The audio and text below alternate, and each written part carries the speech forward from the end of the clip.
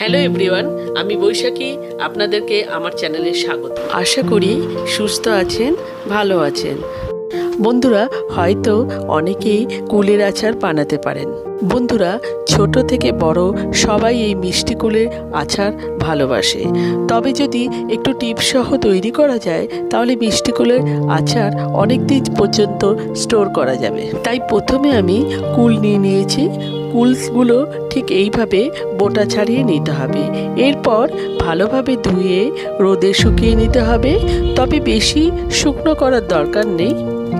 এরপর গ্যাসে একটা কড়াই বসিয়ে দিয়ে দিলাম, 3-4টে শুকনো লঙ্কা দিয়ে দিলাম, আর দিয়ে দিলাম 1 চামচ গোটা জিরে। এরপর দিয়ে দিলাম 1 চামচ গোটা ধনে। এরপর দিয়ে দিলাম 1 চামচ গোটা মৌরি। এরপর দিয়ে দিলাম 1 চামচ পাঁচফোড়ন। সমস্ত মশলাটাকে ভালোভাবে ভেজে নিতে হবে।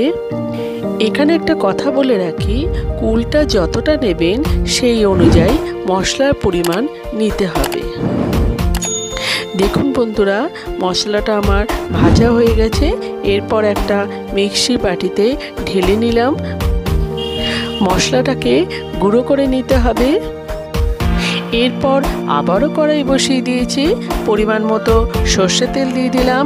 এরপর তেলটা গরম হয়ে গেলে একটা শুকনো লঙ্কাকে ফাটিয়ে দিয়ে দিলাম, আর দিয়ে দিলাম 1 চামচ পাঁচফোড়ন। এরপর কুলটাকে দিয়ে দিলাম, সামান্য পরিমাণ হলুদ দিয়ে ভালোভাবে নাড়াচাড়া করে নিলাম।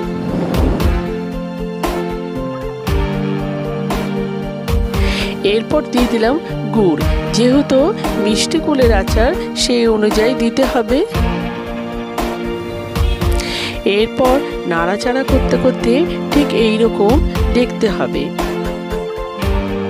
বন্ধুরা, স্কুলের বাইরে আচার কাকুর থেকে মিষ্টি কুলের আচার হয়তো আমরা সবাই খেয়েছি। তার উপরে একটু বিট নুন ছড়িয়ে দেওয়া, এগুলো যেন একটা নস্টালজিক ফিলিংস আসে। এরপর স্বাদ মতো নুন দিয়ে দিলাম।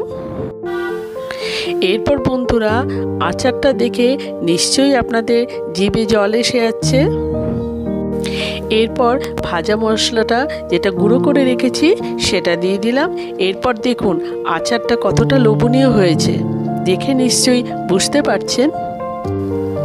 বন্ধুরা, এখানে একটা কথা বলে রাখি, আপনারা যদি বহুদিন ধরে আচার সংরক্ষণ করে রাখেন তাহলে তার জন্য 1 চামচ ভিনিগার দিয়ে দেবেন, তাহলে বহুদিন পর্যন্ত সংরক্ষণ করতে পারবেন।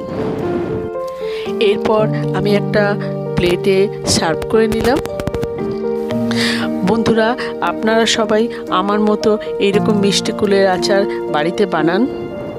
আপনারা যারা আমার ভিডিওটা যে যেখান থেকে দেখছেন তাদের পাশে থাকার অনুরোধ রইল।